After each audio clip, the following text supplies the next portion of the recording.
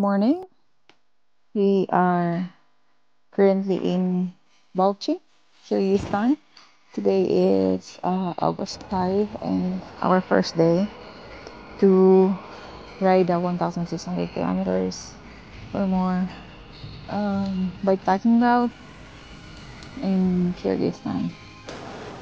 So, target for today is 100 kilometers. That's by Uchkur and some red mountains and an elevation gain of 990 and perhaps camp at somewhere at 3,000 plus elevation. We are heading to So, those big mountains. we'll see Yeah. what this day will lead to. Hello.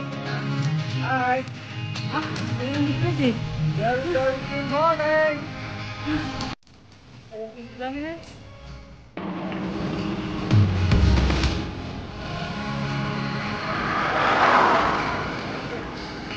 Yay.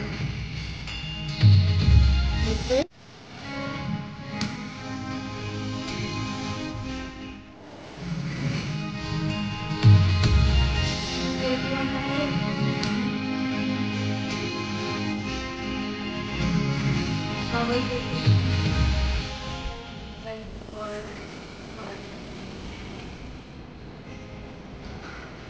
You know what?